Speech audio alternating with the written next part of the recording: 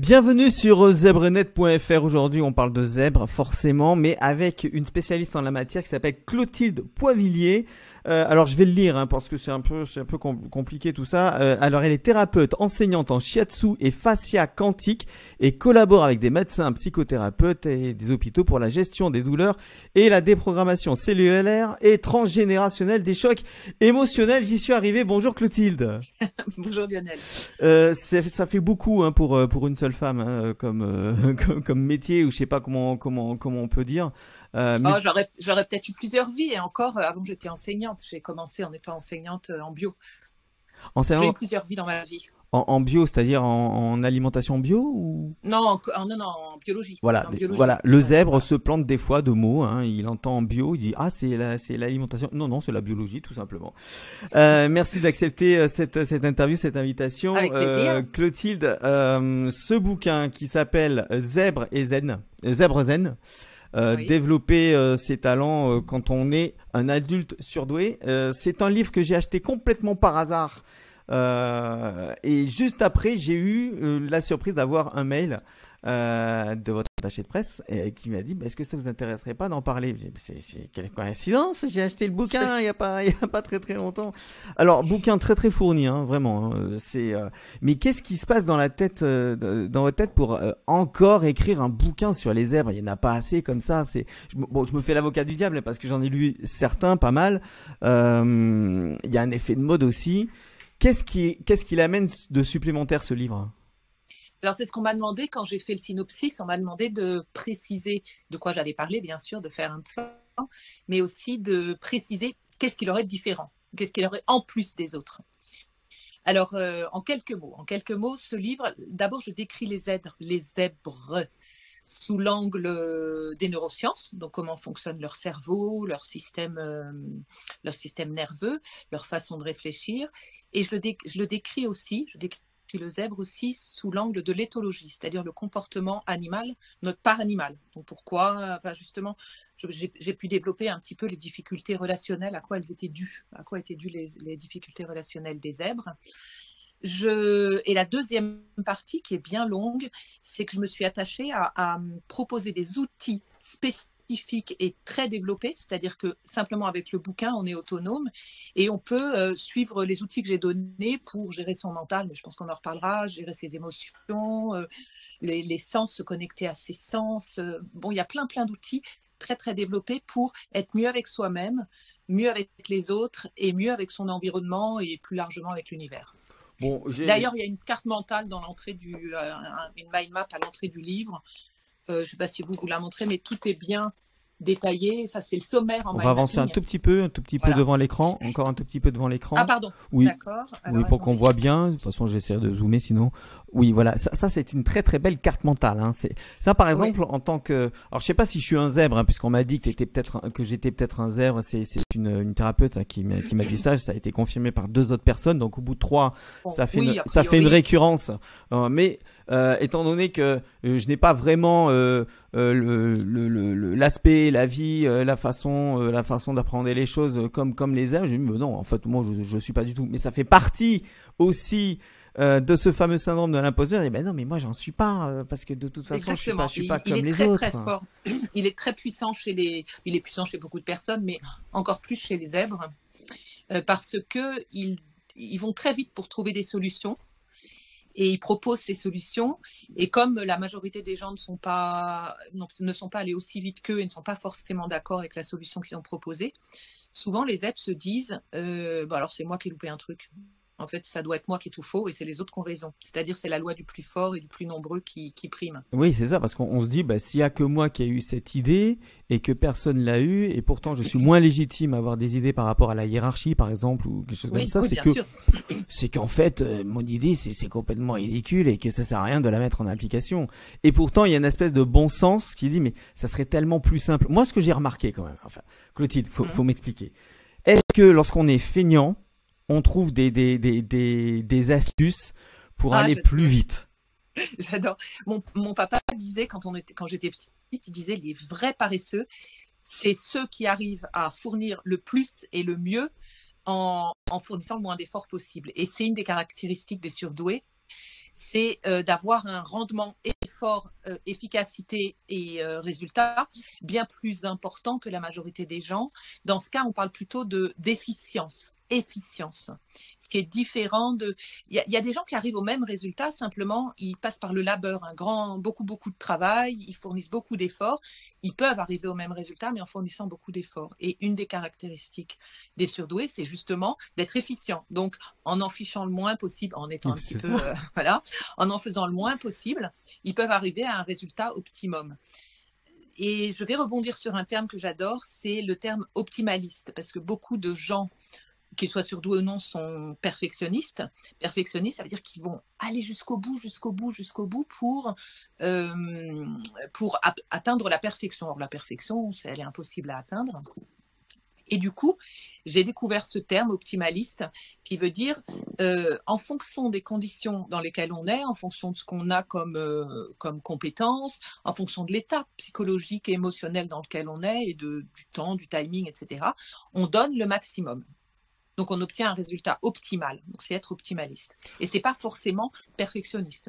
C'est même différent de perfectionniste. Mais c'est là que c'est compliqué parce que lorsque on est, en tout cas, c'est les témoignages que j'ai. Et puis, c'est aussi, c'est mon micro, ça y est. C'est aussi les témoignages, mon témoignage à moi. C'est que c'est quoi la limite entre l'optimalisme et le perfectionnisme? C'est-à-dire, à quel moment je peux me dire, bon, là, franchement, je peux pas aller au-delà de ce que je pourrais faire, parce qu'on se dit toujours, je pourrais faire mieux. Et ce mieux, et comme on dit, est l'ennemi du bien, mais ce mieux, il y a des échelles différentes. Vous êtes coach aussi, non? J'imagine. Disons que je fais du coach. Je suis pas coach officiel, en fait. Vous savez, c'est la formation des coachs. Moi, je suis coach corps-esprit, c'est-à-dire que mon premier livre qui était l'énergie corps-esprit pour vivre en harmonie, je mets juste à l'écran une seconde. Ouais, pas de souci. Voilà, énergie corps-esprit. Énergie corps-esprit pour vivre. C'est les liens entre le corps et l'esprit, comment nos pensées et nos émotions agissent sur notre corps et comment aussi en travaillant sur notre corps, on peut agir aussi sur nos émotions, notre façon de penser, prendre du recul, lâcher prise, etc. Et donc mon coaching, moi c'est plutôt un coaching corps-esprit. D'abord je travaille en touchant le corps, comme je fais du shiatsu et de la fascia, et en travaillant par la voie des méridiens, qui sont des lignes énergétiques. Chaque méridien est associé à un organe, une fonction du corps, ça c'est pour le physique, mais aussi à une émotion et à un comportement. Donc, du coup, je travaille sur tout ça. Et les gens parlent, et comme par hasard d'ailleurs, ils parlent et ils vont parler d'émotions et de comportements qui correspondent aux méridiens sur lesquels je travaille sans même qu'ils le sachent. Donc, on peut agir par la voie énergétique, ça court-circuite l'inconscient. Donc, au même titre que l'hypnose, sauf que c'est en travaillant sur le corps et sur l'énergie, on court-circuite l'inconscient et les modes de fonctionnement qu'on a pu mettre en place et qui maintenant ne sont plus justes. Et alors moi, c'est dans ce sens-là que je coach. Alors moi, je me dis, mais je veux bien atteindre l'optimisation. Moi, j'aime bien beaucoup l'optimisation, c'est-à-dire, je vais aller au maximum de ce que moi je suis censé pouvoir faire, mais au sens personnel, quoi. Pas forcément ce qu'on me demande, puisqu'on est créatif généralement. On se dit, exactement. C'est vraiment le principe. Voilà, je dois savoir le faire jusque là. Et des fois, on peut dire, oh, mais tu pourrais faire mieux. Mais non, je peux pas faire mieux par rapport à ce que moi Mais comment est-ce qu'on arrive à jauger cette espèce de différentiel entre tu peux faire mieux et moi, je vois pas comment je pourrais faire mieux. Moi, ça a été à l'école, ça a été terrible. Toujours ça. C'était marqué peut mieux faire. Mais c'était quoi ce peut mieux faire? Je crois que dans les grandes écoles supérieures, ils prennent de préférence, s'ils ont des élèves qui ont à peu près les mêmes notes, ils prennent de préférence ceux qui ont des commentaires peu mieux faire parce qu'ils savent qu'il y a encore de la place sous la pédale, qu'ils peuvent encore accélérer. Ah, donc c'était encourageant. Donc, c'est plutôt encourageant. Maintenant, moi, je suis un peu d'accord avec vous, c'est que je me dis toujours, pourquoi ne pas être mieux? Si on est bien, pourquoi ne pas être mieux en termes d'être, hein. C'est-à-dire que comme je suis une hypersensible émotionnellement, j'apprends à gérer quand même, heureusement, mais même sensoriellement, c'est plus difficile à gérer parce que c'est quand même notre corps. Et bien, s'il y a quelque chose qui me gêne, je vais pas arriver à être concentrée tant qu'il y a quelque chose qui me gêne. Donc je me dis, je préfère être mieux pour être plus performante, pour être plus présente. Et pour revenir sur ce terme de optimaliste, plutôt que perfectionniste, eh bien, c'est encore cette notion d'avoir un rendement qui est meilleur. On fait le mieux qu'on puisse faire, mais c'est pas la peine d'aller jusqu'à se prendre la tête. Vous voyez, c'est être capable de lâcher prise, de prendre du recul, d'un moment de se dire j'ai donné mon maximum. Mais pour les surdoués, c'est un petit peu difficile, je pense, et j'ai parlé dans mon livre de la notion de ah zut, quand on remet au lendemain. Bon, vous voyez, La procrastination. La procrastination. Et la procrastination des surdoués, pour moi, je ne sais pas si ça va vous parler, si ça va parler aux différents surdoués qui vont nous écouter ou nous voir, c'est que le cerveau des surdoués, il aime avoir plein d'informations. On a toujours envie d'avoir plus d'informations.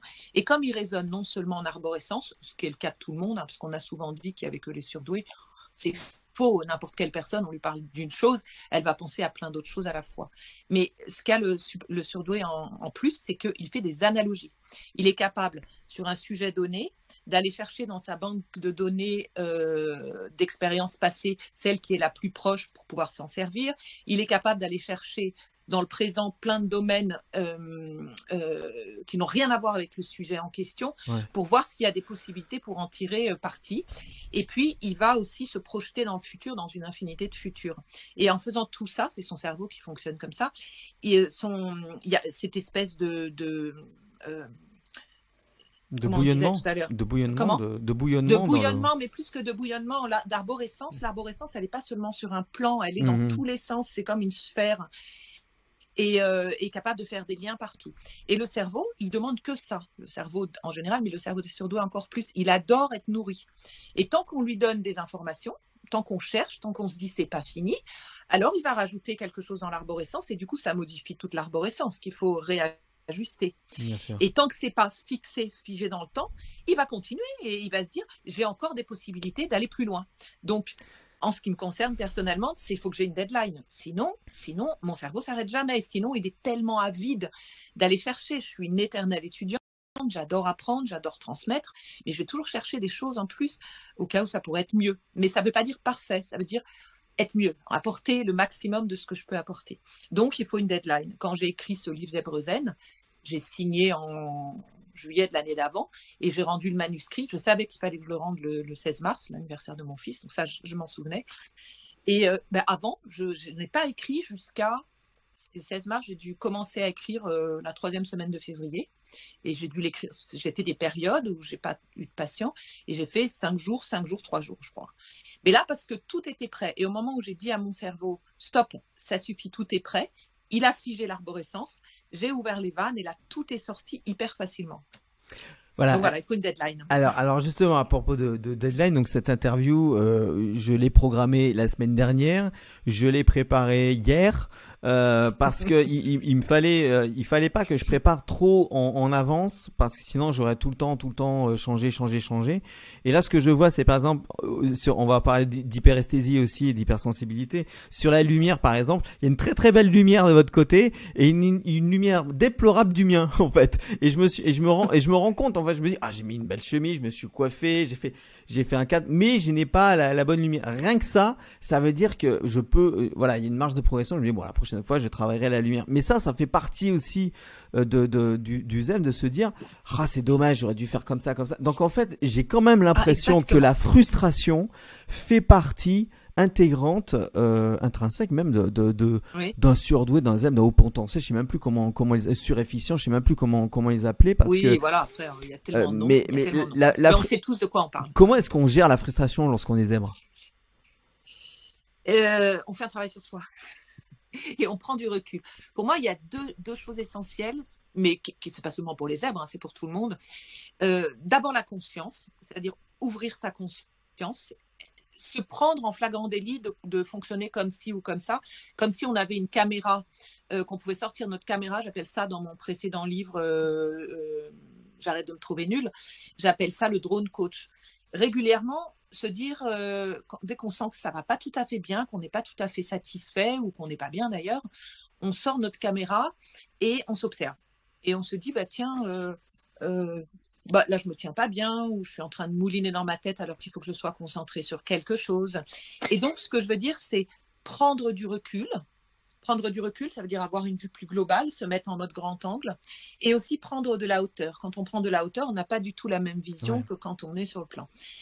Et dans ce cas, bon, ça c'est une des deux choses. Donc c'est pour gérer la frustration, je dirais, essayer de prendre justement de la hauteur et du recul pour faire la part des choses. D'ailleurs, et c'est comme ça que je coach aussi les gens, c'est que en médecine chinoise, en shiatsu, donc il y a des méridiens. Il y a un méridien qui est le méridien de l'intestin grêle, qui est lié à la fonction physiologique de l'intestin grêle, c'est de faire passer dans le sens qui est bon et faire aller vers le gros intestin pour être éliminé, ce qui n'est pas bon dans l'alimentation. Donc c'est le discernement. Et en travaillant sur ce méridien de l'intestin grêle, on peut activer le discernement. Notre discernement. Et c'est quoi la frustration? C'est essayer de faire la part des choses pour se dire c'est pas si grave. C'est le lâcher prise aussi. Ça, c'est un autre méridien, le gros intestin. Alors, je vais continuer là-dessus parce que moi, ça m'intéresse. Comment est-ce qu'on peut faire avoir un bon discernement quand on est exigeant envers soi-même? C'est-à-dire que même si on prend du recul, même si on se regarde comme ça et on se dit allez, objectivement, je vais me regarder pour voir si ça va et tout.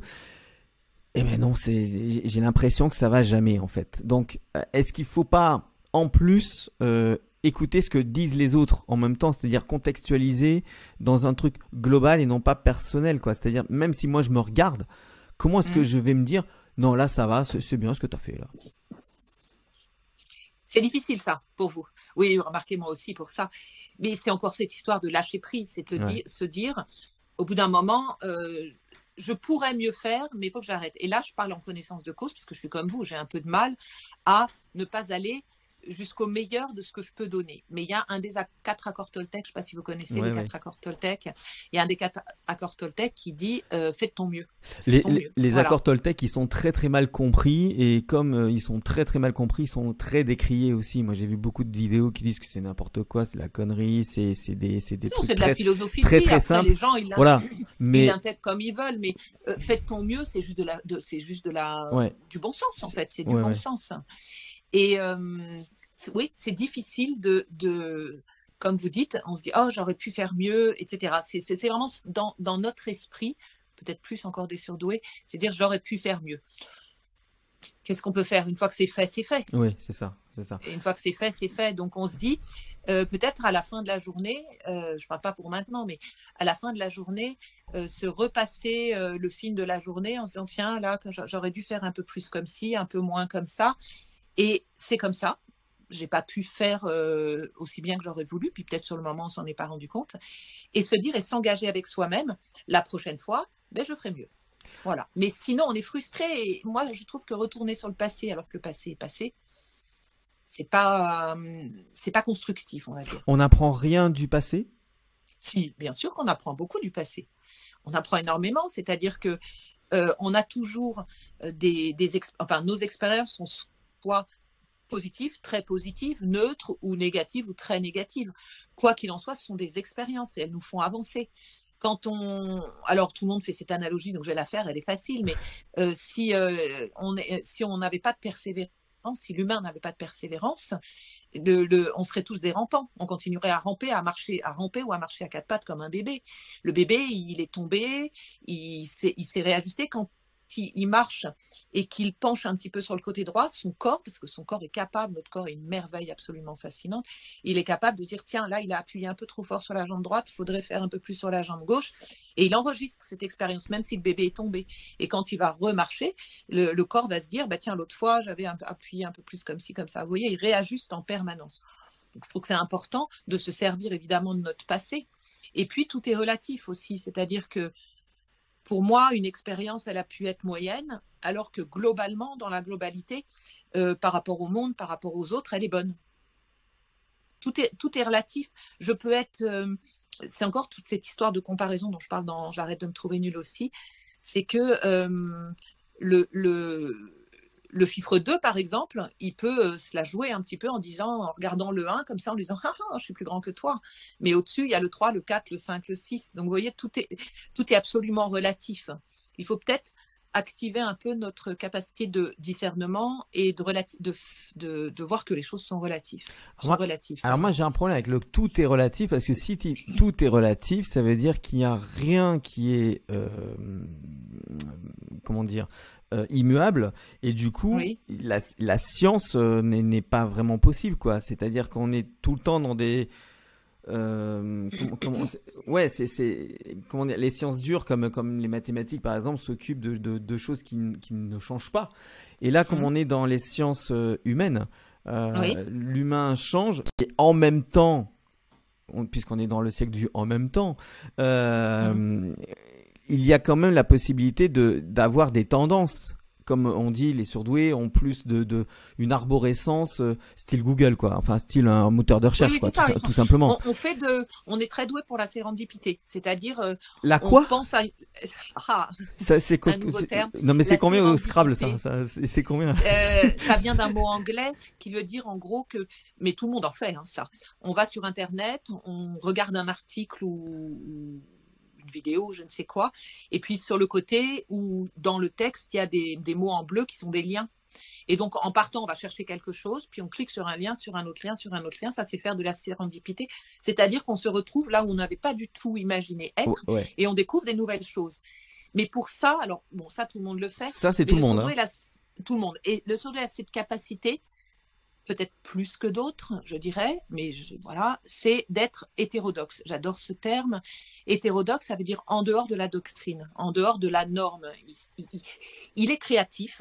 Il est à la fois créatif et logique. Enfin, je dirais tout à l'heure, il fonctionne avec ses deux hémisphères presque de façon équivalente et simultanée, mais il est capable de sortir du cadre pour aller voir ce qu'il y a dans ce qui est encore inconnu. On aime aller chercher l'inconnu. D'ailleurs, tous les grands génies, je ne dis pas que tous les surdoués soient des génies, loin de là, mais tous les grands génies, que ce soit Mozart, que ce soit Léonard de Vinci, qui est que j'admire profondément, et tous les précurseurs, ils sont tous précurseurs, et ils ont été découvrir des choses qu'on ne connaissait pas encore. Et pour découvrir des choses qu'on ne connaît pas encore, il faut être capable d'aller voir en dehors du cadre, pas juste se dire « Ah, ça, c'est la norme ». C'est juste pas possible.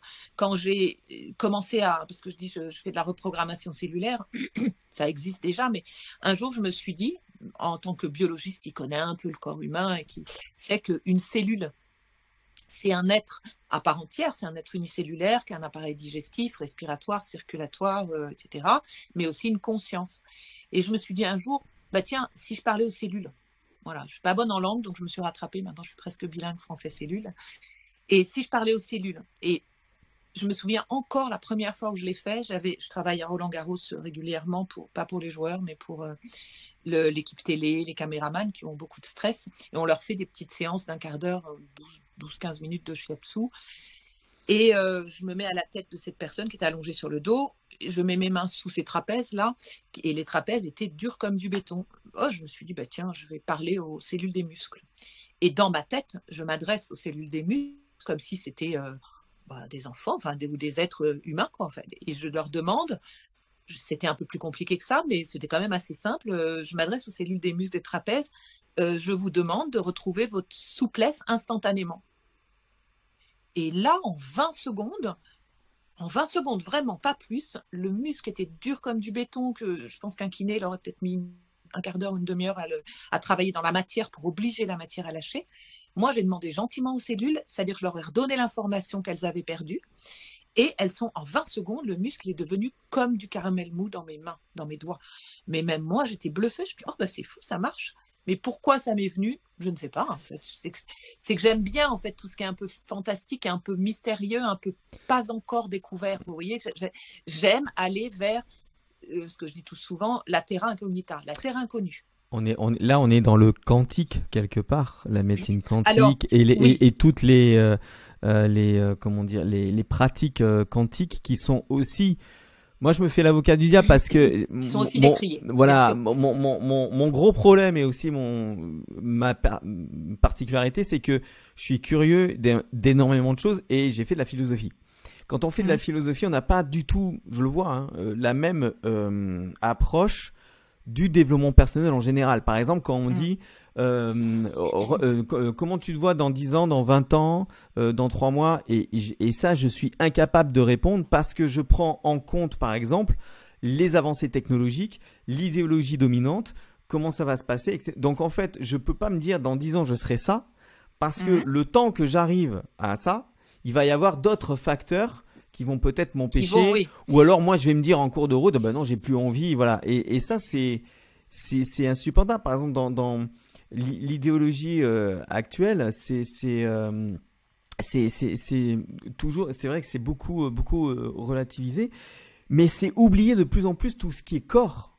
On oublie de plus en Ah plus ben le oui, corps, on oublie de complètement. plus en plus la nature, on oublie de plus en plus la nature humaine pour dire tout est structurel, tout est structuraliste, tout est convention sociale, etc. Et en tant que zèbre, peut-être un peu Oui. différent des autres, j'ai du mal avec ça parce que je me dis, mais non, on a aussi un corps, on a aussi des interactions avec les corps. Alors qui est les deux? Moi, je veux Mais il y bien. a les deux. C'était comme ça avant. Sauf que l'idéologie actuelle dit, mais non, mais le corps n'existe pas, la nature n'existe pas, il n'y a pas d'interaction, il y a juste des constructions sociales, donc il faut tout Bon, déconstruire. alors, sans aller jusque-là, le corps est quand même de plus en plus développé. Enfin, on en parle de plus en plus de faire attention à son corps, à sa santé. Mais avant qu'il y ait la médecine actuelle, les gens, ils tenaient compte et de leur corps, et de la lune, et des plantes, et de l'environnement. Oui, Et pour rebondir sur ce que vous disiez et sur ce dont je parlais tout à l'heure, c'est que on est fait de milliards de cellules, mais l'humanité, elle est faite de milliards de, enfin, chacun de nous, chaque être humain est une cellule de l'humanité. Et l'humanité est un organe de la Terre. Vous voyez, donc on fait partie de ce tout, on ne peut pas l'oublier, on est obligé d'en tenir compte de ce tout. Et encore, vous parliez de l'approche quantique, qui en effet, qui peut être décriée parce que on parlait surtout de la physique quantique qui est séparée de la physique newtonienne. Enfin, on n'arrivait pas à faire le lien. de la mécanique Donc, classique, ouais. de Ouais, la, ouais. voilà, voilà. Et on En recherche épistémologie. de plus en plus. Et pour moi, tout ce qui est... Mon père était physicien en physique quantique et en physique des particules à Saclay, donc il Ouais, étudiait les atomes, et depuis que je suis petite, j'entends parler des photons, donc les particules de lumière, particules, hein, mais qui en même temps sont des ondes et en même temps sont de la matière. Donc il y a toujours cette dualité onde-corpuscule, onde et matière, matière-non-matière. Et pour moi, c'est ça l'approche quantique. Donc après, ça peut être décrié, en tout cas mon interprétation, c'est ça, et nos pensées, c'est pas de la matière, on est bien d'accord. Donc nos pensées sont des ondes, je ne sais pas comment on peut les appeler, mais en tout cas c'est de la non-matière. Nos émotions sont à la fois sont pas palpables et en même temps elles se cristallisent, elles se montrent dans le corps. Mais nos pensées, à chaque fois qu'on émet une pensée, elle a une vibration donnée, une fréquence donnée, et elle va vibrer à cette fréquence. Une fois qu'elle est partie, elle est émise, hein, et encore plus avec les paroles d'ailleurs, mais les pensées. Et cette pensée, elle a une vibration donnée et elle va entrer en résonance avec toutes les pensées qui ont la même fréquence. Donc elle va rejoindre l'espace des pensées qui ont cette fréquence-là, et en même temps, celui qui l'a émis, il va attirer tout ce qui est sur cette fréquence. Ça veut dire que si on part perdant, on rebondit un peu sur, mais on est comme ça, hein, les zèbres, c'est-à-dire on garde le cap et puis en même temps on rebondit sur des choses sur lesquelles on a déjà je suis parti de mon plan là, hein, mais voilà, j'ai un plan à la base. Hein. Et donc, si on se dit, tiens, on rencontre quelqu'un au travail et puis on fait la bise à une personne et là on apprend par une collègue que cette personne avait une gastro et on se dit, oh, je suis sûre que je vais attraper une gastro. Alors déjà, rien qu'en se disant ça, là c'est même pas quantique, c'est dans le corps, l'inconscient il dit, il n'a pas tellement d'humour, il résonne au second degré, et si on se dit je vais attraper la gastro, il se dit ok chef, d'accord, il fait une baisse du système immunitaire et clac. Mais en même temps, si on se dit on va à un rendez-vous professionnel ou à un examen ou à un rendez-vous amoureux et on se dit ça va pas marcher, qu'est-ce qu'on envoie comme pensée, comme vibration dans l'univers? On envoie cette vibration de ça ne va pas marcher, et on va attirer les événements, les choses, les gens qui sont sur cette fréquence-là. Donc, qui sait si on va arriver à destination déjà. Et puis, une fois qu'on sera à destination, comme on a envoyé ce message-là, on est comme un aimant et on va attirer ce qu'on a souhaité. Donc, moi, je me dis toujours, ce qu'on a, même si on a peur, quitte à mouliner sur le futur, autant mouliner sur ce qu'on souhaite, sur ce qu'on espère, plutôt que de mouliner sur ce qu'on craint, sur ce qui nous fait peur. Là encore, c'est une question de conscience. Là encore, moi, je crois que tout est une question de conscience. Si on s'ouvre s'ouvre un peu et qu'on ne se laisse pas balloter. Et si on se rend compte qu'on est un élément du tout, comme vous disiez tout à l'heure, mais qu'en même temps, on est un tout à part entière. On a à l'intérieur des milliards de cellules qui s'organisent, qui font de leur mieux pour que notre corps-esprit fonctionne de façon optimale. Après, bien sûr que nos pensées ont un impact très important sur notre corps, mais aussi la pollution relationnelle, la pollution classique, la pollution de l'air, la pollution des médias. Je ne suis pas contre les médias, hein, mais quand on écoute les informations tout le temps, j'ai plus de télé depuis 20 ans, quand même, on est pollué là-dessus. C'est notre inconscient, notre corps, il l'entend comme quelque chose de négatif. Et du coup, ça fait baisser notre énergie. Oui, c'est ça. Quand on parle en gros de loi d'attraction quelque part, qui s'explique aussi par le côté neurosciences, qui explique que lorsque on imagine que ça va mal se passer, on génère du stress, de l'angoisse. L'angoisse fait monter le cortisol, et le cortisol, c'est un poison pour l'organisme. Oui, c'est ça. Bien sûr. À forte dose. À long terme.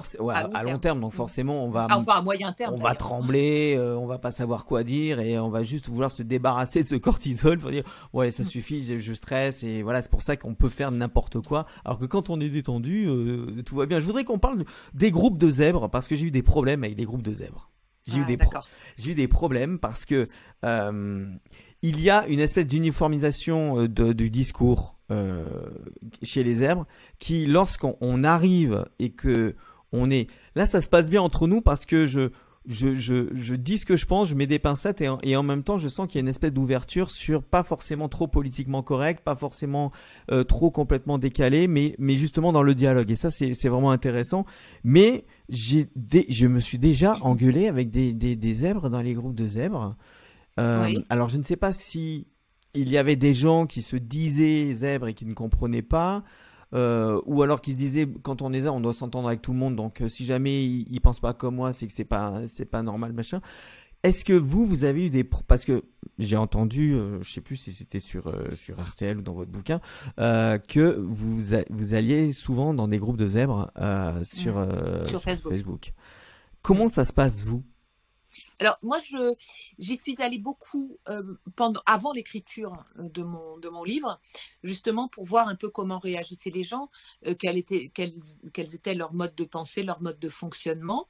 Et puis je suis allée chercher, parce que sur les groupes de zèbres, évidemment, il y a plein d'articles absolument passionnants, pour la plupart, sur le mode de fonctionnement des zèbres. Donc moi, je les prends, je télécharge, je comptais les mettre sur ma page Facebook Zèbre Zen. Et j'ai lu quand même des choses. J'aime pas trop rentrer dans les polémiques, hein, donc j'ai pas tellement réagi, mais j'ai lu quand même des choses étonnantes, beaucoup de choses intéressantes et des choses étonnantes, notamment que certains zèbres disent c'est aux autres de s'adapter à nous. C'est ça. Voilà, c'est aux autres de s'adapter à nous. Or, on dit bien, et ça ce sont des statistiques, qu'il y a 2-3%, entre 2 et 3% de surdoués sur la population générale, 2 à 3%, ça veut dire qu'on est une minorité. Je ne dis pas qu'il faille subir, parce que souvent c'est les minorités qui doivent subir, je ne dis pas qu'il faille subir les dictates et les modes de fonctionnement des autres, mais il ne faut pas non plus se dire que c'est aux autres de s'adapter à nous. Objectivement, on fonctionne différemment. Objectivement, je dis...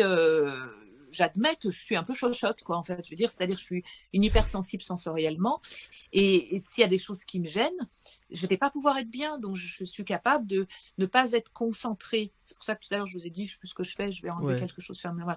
Mais de ne pas être concentrée parce qu'il y a quelque chose qui me dérange. Ben, ça peut être casse-pied pour les autres, parce qu'ils ont l'impression que je ne suis pas concentrée sur ce qu'ils me disent.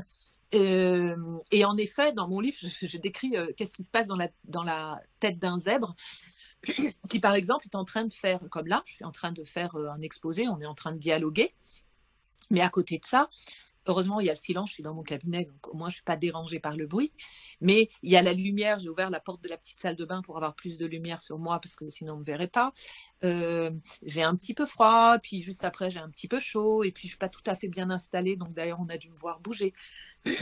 Ce qui fait que oui, je suis un petit peu, je fonctionne différemment, ne serait-ce que ce qui peut gêner pour les autres. Après, dans notre mode de fonctionnement, on est différent aussi. Je me souviens qu'une de mes élèves, parce que je donne des cours, j'en ai donné longtemps, puis j'en donne encore, m'a dit, mais Clotilde, en fait, tu tout le monde ne peut pas te suivre parce qu'on sent, elle est zèbre aussi. Donc, elle m'a dit, moi, je suis je vois ton axe de cheminement, mais en même temps, je fais très souvent, et on a bien vu depuis le début de notre dialogue, on fait des digressions comme ça. Nous, on fonctionne comme ça, mais je comprends que ça puisse être difficile pour d'autres. Nous, on sait que on sait où on va.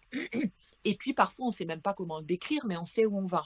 Mais même si on sait comment le décrire, on va rajouter des informations, on a envie de convaincre, on rajoute des choses. Et ça peut être énervant pour les gens. Ça peut être énervant parce qu'ils vont se dire, mais il me prend pour un imbécile. C'est parce que personnellement, j'adore les métaphores, j'adore les analogies.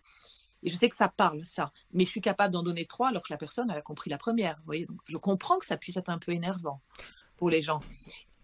Et puis d'affirmer des choses. Les gens nous parlent de quelque chose, mais comme on va vite, moi je lis vite, ou je suis capable d'écouter la radio en même temps que je lis. Et donc j'ai peut-être plus d'informations. Et d'ailleurs, le fait c'est que le cerveau des surdoués fonctionne de telle façon, et ça a été étudié scientifiquement avec des appareils de mesure qui donnent des, IRM, etc., avec le docteur Revol qui a fait la préface de mon livre, et qui a montré que les surdoués ont plus de connexions interhémisphériques entre les 2 hémisphères. Donc, c'est presque comme si les 2 hémisphères fonctionnaient. Il y a tellement de connexions entre les deux qu'on a l'impression qu'ils fonctionnent en même temps. Et puis qu'il y a plus de connexions dans chaque hémisphère, et que la gaine de myéline qui transporte l'influx nerveux est beaucoup plus épaisse. Donc ça, concrètement, maintenant, ce que les psys qui étudiaient les surdoués qui n'allaient pas bien, entre parenthèses, donc il y a là aussi, on ne peut pas dire que tous les surdoués fonctionnent comme les psys peuvent le dire, parce que les psys, au même titre que pour les non-surdoués, ils voient ceux qui ne vont pas bien. Hein. Et donc, on s'est rendu compte que leur cerveau et leur mode de fonctionnement est effectivement différent. On fonctionne différemment. Et je ne sais plus ce qu'on allait dire parce que je suis partie dans... Si, on parlait des groupes de zèbres en fait. On parlait des groupes de zèbres avec des zèbres qui ne s'entendent pas forcément entre eux alors qu'ils sont zèbres eux-mêmes. Ils pourraient se dire, mais comme je suis zèbre et que c'est un zèbre, je devrais m'entendre avec lui. Et moi, je trouve au contraire que c'est pas si évident que ça, justement. Alors oui, c'est pas si évident que ça. Et je crois que c'est aussi pour ça que Jeanne Siofachin a parlé du terme zèbre.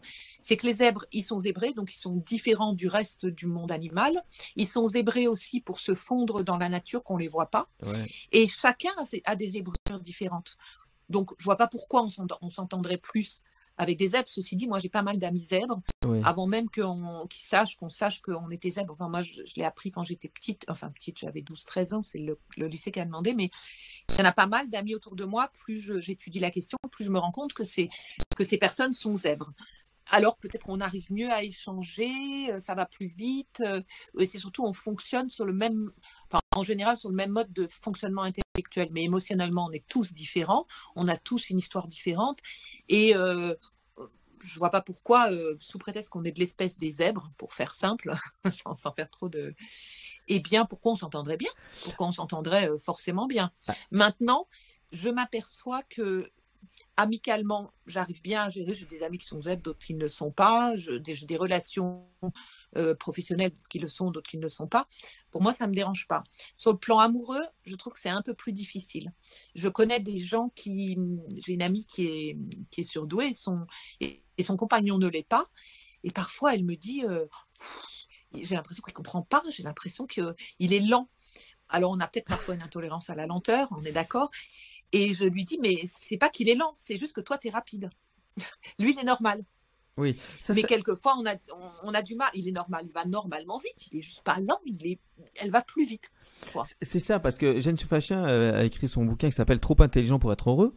Et vous renversez la donne en disant, c'est pas qu'il est trop intelligent, c'est qu'il est trop rapide, c'est ça en fait. Il est too much. Il est too much, c'est trop. On est en mode too much. On est en mode too much, mais on a aussi, comme le professeur Revol et son équipe ont dit, c'est qu'on a aussi la machine intellectuelle, émotionnelle, pour pouvoir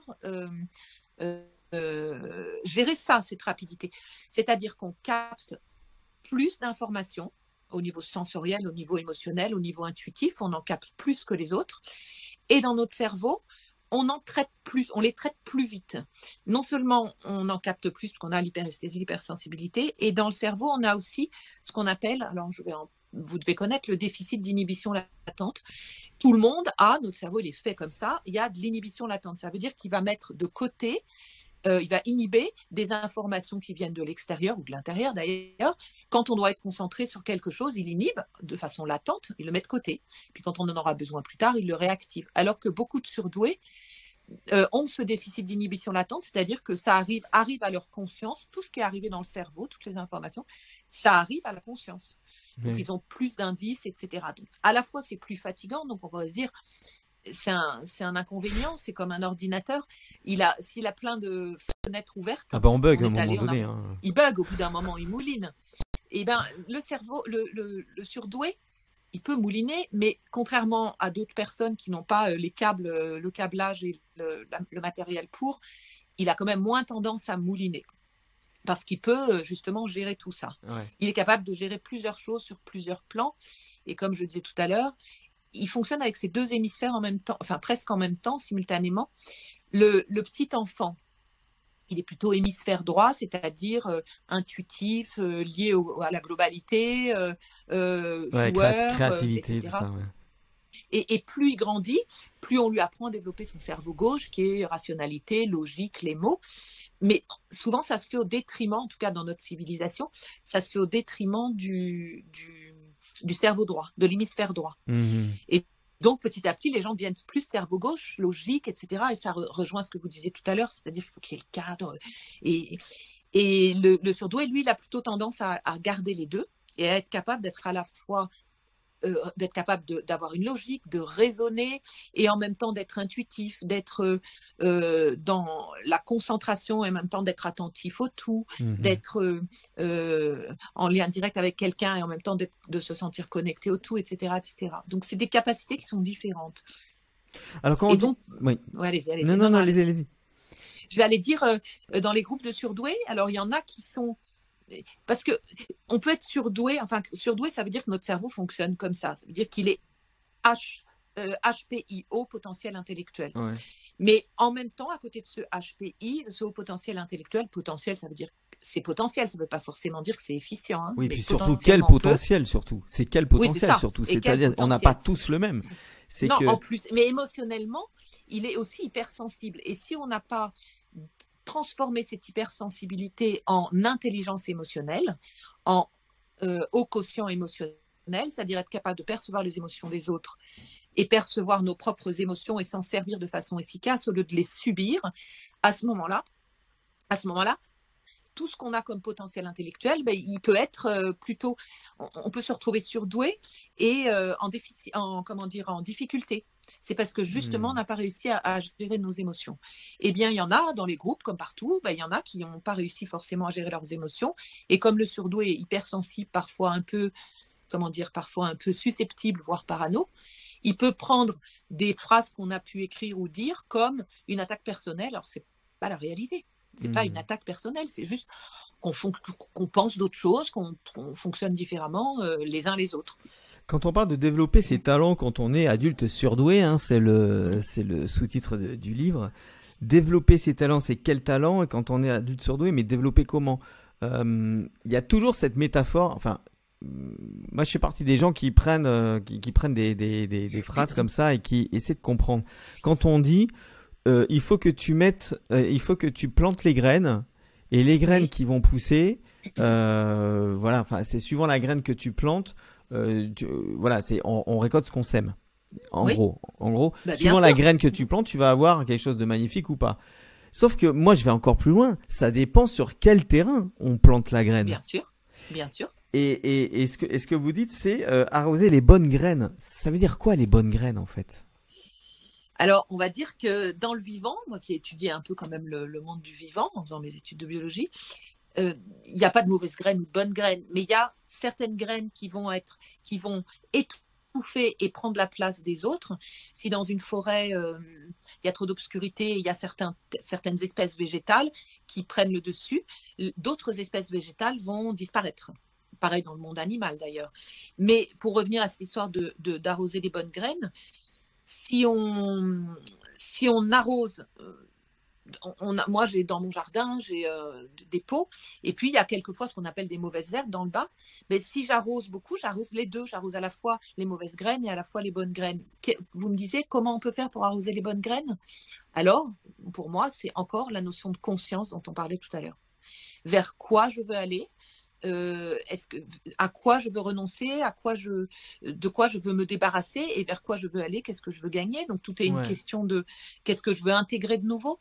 C'est une question de conscience, mais pas seulement une conscience personnelle, parce qu'on n'est pas juste soi individualiste. Les surdoués, dans la majorité des cas, ils ont besoin de la notion de sens. Ils ont besoin que leurs valeurs soient en accord avec le sens. Il faut qu'il y ait du sens dans les choses.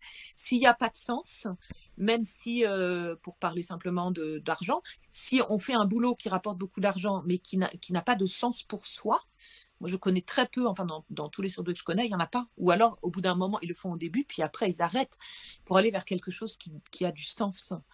Et ça encore, se connecter au sens que la vie, enfin le sens qu'on donne à la vie, c'est aussi cette notion de conscience, encore une fois. Être en conscience, c'est pas se laisser balloter par la vie des autres. Encore une fois, c'est être hétérodoxe, sortir un peu du cadre. Se dire, OK, la majorité pense ça, mais moi, je pense différemment. Ça ne veut pas dire que je suis contre, ça ne veut pas dire que je suis anticonformiste. Ça veut dire que je suis capable d'aller voir au-delà du cadre et de Surtout, découvrir des choses. surtout que l'anticonformisme maintenant peut paraître pour du conformisme, justement, en fait. C'est ça qui Et est, oui, c'est ça, on peut être anticonformiste en étant conformiste. c'est Voilà, ça qui est intéressant, conformiste en quoi. C'est étant que tout le anticonformiste. monde se revendique étant différent, et comme tout le monde se revendique étant différent, tout le monde, mais il y a plus. Ce qui me frappe, en fait, c'est lorsqu'on dit que tout le monde est différent ou alors tout le monde est semblable. Mais si c'était le cas, on pourrait pas se faire des amis ou on pourrait pas se faire des ennemis parce que Et plus si, parce qu'en fait, la ça serait réalité, c'est compliqué ça. en fait. Et c'est ça qui est intéressant. Quand vous parlez des minorités tout à l'heure, ça me parle parce que on dit toujours oui, il faut se responsabiliser, etc. Et vous dites les zèbres n'ont pas à dire, c'est aux autres de s'adapter. C'est à nous à nous comprendre, enfin aux zèbres à se comprendre et à évoluer malgré tout et Mm. comprendre que c'est difficile d'être pas accepté tel quel, mais en tout cas que c'est difficile de nous comprendre. Mais les autres minorités en ce moment font des associations, etc., pour avoir des droits, etc. Mais c'est pas le cas des zèbres. Et lorsque les zèbres ne s'entendent pas entre eux, on parlait de la relation amoureuse. C'était très intéressant ça tout à l'heure parce que j'ai quand même l'impression qu'il y a des zèbres qui s'ignorent et qui sont en couple. Et donc ils se disent Oui, ouais, je pense. et qui se disent ah non mais tu pars toujours au quart de tour et tout. Mais oui mais c'est parce que justement c'est quelqu'un d'hypersensible qui juste par Mhm. un mot mal choisi on peut le faire partir dans les tours et après avec Mhm. du recul on dit ah mais c'est peut-être ça parce que moi aussi je suis pareil et tout.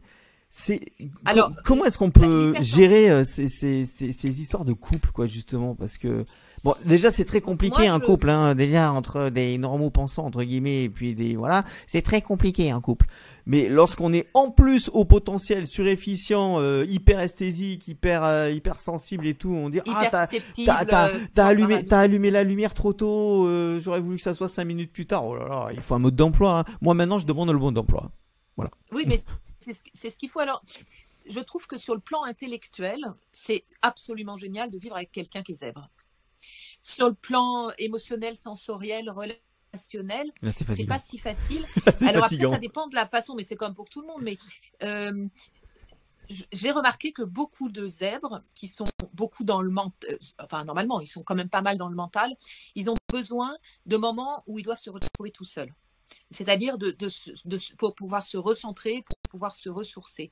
Et si ils sont avec quelqu'un qui est zèbre ou pas d'ailleurs, mais s'ils sont avec quelqu'un qui est zèbre et qui lui, du fait de son histoire de vie, a besoin du contact, a besoin de la relation et qui est un petit peu susceptible, l'autre va se dire elle veut être toute seule, enfin, je parle de moi par exemple, elle a besoin, elle s'isole dans une pièce ou pendant un moment elle est silencieuse, pourtant je le dis, j'ai besoin de mon moment pour me ressourcer, mais il va le prendre contre lui. Oui. Alors que c'est pas contre l'autre, c'est pour moi, j'en ai besoin. Mais si on est avec quelqu'un de très sensible et puis en plus qui cogite beaucoup parce qu'il est zèbre et puis il fait des élucubrations, etc., etc. Parce que le mental, il est super important. Simplement, si le mental, il peut être au détriment du bien-être, il peut aussi être au détriment du mal-être. Et puis, suivant comment on arrive à gérer ce mental, on va mouliner sur les choses qui vont pas, ou on va mouliner sur les choses qui vont. Et puis si on est hypersensible, mais qu'on n'a pas géré notre hypersensibilité et qu'on l'a pas transformée, transmutée en intelligence émotionnelle, alors ça va être un calvaire. Il y a aussi l'idée que, en tout cas ça m'est arrivé personnellement, donc au début, effectivement, c'est toujours agréable pour les gens qui côtoient des gens qui percutent vite ou qui ont une certaine aura ou une certaine façon de fonctionner qui peut être agréable. Et au début, on admire. Et puis au bout d'un moment, la personne se sent en danger. Elle peut se sentir en danger en se disant est-ce que j'y arrive, c'est même inconscient. Et du coup, au bout d'un moment, ils me rejettent. Au début, ils admirent, ils sont peut-être amoureux, et après, au bout d'un moment, ils me rejettent. Alors ça, c'est notre part animale. C'est-à-dire que quand je parlais de l'éthologie, chez les animaux, quand il y a un congénère qui a plus de compétences, il peut être un allié, par exemple pour aller pour chasser ou je ne sais quoi, ou pour lutter contre l'autre, il peut être un allié, mais il peut aussi, comme il a plus de compétences, il peut représenter une menace, c'est-à-dire la menace de celui qui va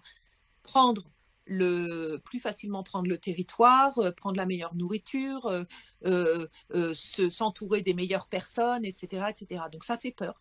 Donc c'est pour ça que le surdoué fait peur. Mais comme il est un peu susceptible, parano, il se pose plein de questions, et ça tourne dans sa tête, il va parfois plus voir le négatif que le positif. Ça, c'est l'apanage de tout le monde d'ailleurs. Notre cerveau, il est programmé pour voir le négatif, pour voir ce qui ne va pas, justement pour pouvoir faire face. Oui. Donc pour voir ce qui va bien, pour être optimiste, ça demande une gymnastique, ça demande un effort, ça demande d'être actif pour voir ce qui va bien. Et être actif, justement, c'est les techniques que vous proposez dans votre bouquin. Alors, c'est pas compliqué, hein. Il y a tout ça, hein. Voilà. Il y a tout ça comme. Je sais pas si on le voit, mais moi je le vois pas à l'écran, mais. Non. Ah oui, là, voilà. comme épaisseur, oui. Il y a tout ça comme épaisseur, comme technique. Si on devait prendre une seule technique qui fonctionne, peut-être pas pour tout le monde, puisqu'il faut toujours contextualiser. En plus, on pourrait parler des heures de ça. Moi, je pourrais faire un deuxième podcast là-dessus. Il faudra peut-être faire un deuxième podcast, je sais pas, mais on n'a pas le temps on peut pas parler de tout. Ça. Alors, mais s'il y a vraiment une technique, parce que par exemple, la cohérence cardiaque, moi, je m'emmerde. Je m'ennuie. J'y arrive pas. Alors, j'ai été formée justement au CHU de Lille par des psychiatres et des médecins pour la gestion, un master de gestion du stress et des émotions. Et l'un des outils, c'est la cohérence cardiaque. L'autre, c'est la méditation, puis il y en a encore d'autres. J'ai mis au point un outil que j'ai appelé MPCC. MPCC, c'est un triple acronyme, donc 3 fois des initiales, où j'ai mélangé MPC, c'est méditation de pleine conscience. PCC, c'est petite circulation céleste, c'est donc une circulation énergétique dans 2 méridiens fondamentaux, derrière la tête et devant, qu'on utilise en Qigong. Et CC, c'est la cohérence cardiaque. En mélangeant ces 3, ça donne une synergie d'action absolument fabuleuse. Et c'est très très simple, dans mon livre je le décris de A à Z, et parce que comme tout zèbre, j'ai besoin que les gens, moi j'ai besoin de comprendre, donc j'aime pas qu'on m'impose des choses sans que je puisse les comprendre. Donc j'ai toujours besoin de connaître le pourquoi du comment. Et donc en mélangeant ces 3 techniques, MPCC, et juste pour s'en souvenir, ce sont les initiales, j'ai trouvé ça, mon petit corps chéri. Donc je dis à mes patients, je dis aux gens, occupe-toi de ton petit corps-esprit, mon petit corps chéri, MPCC.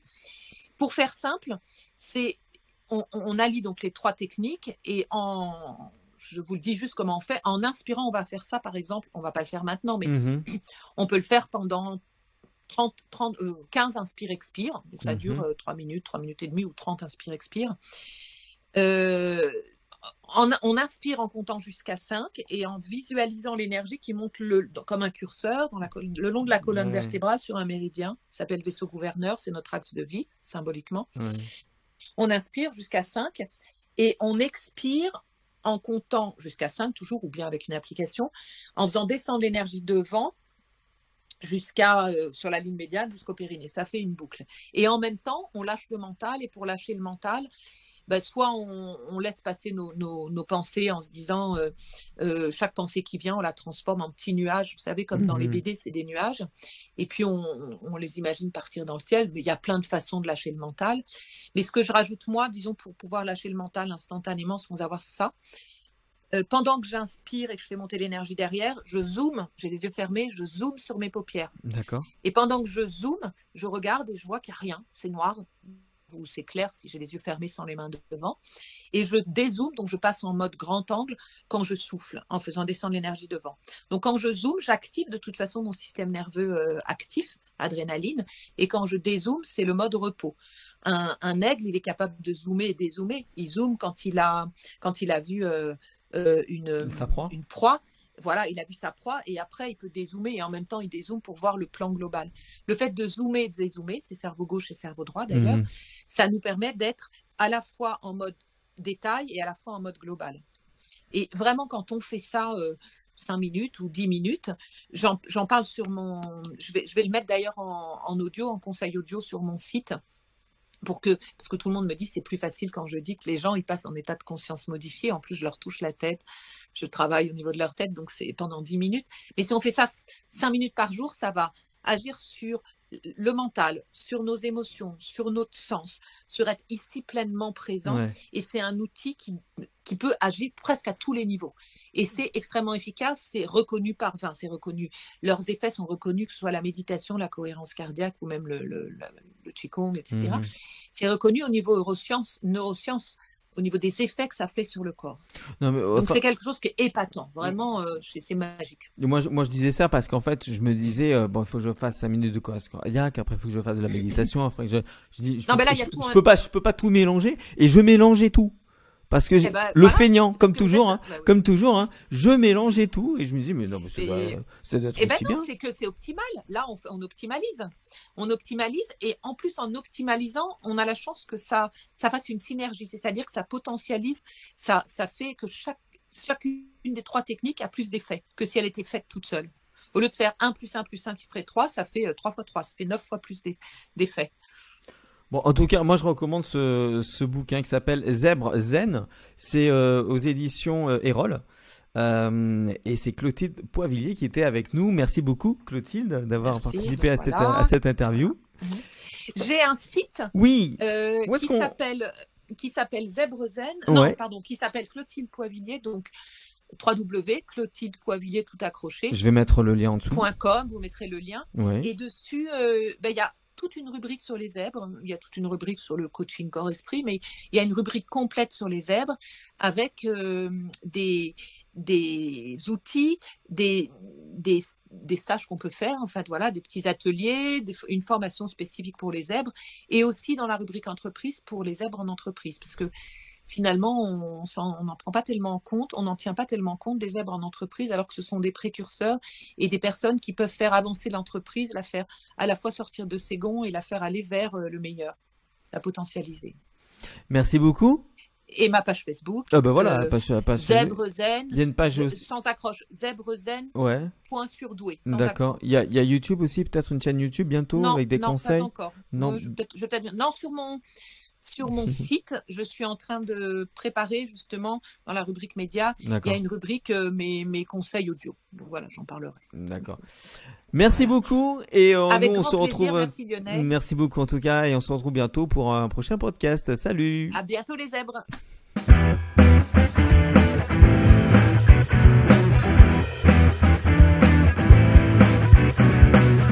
C'est toujours le plus dur de dire est-ce que ça a fonctionné, est-ce que ça n'a pas fonctionné. Bon.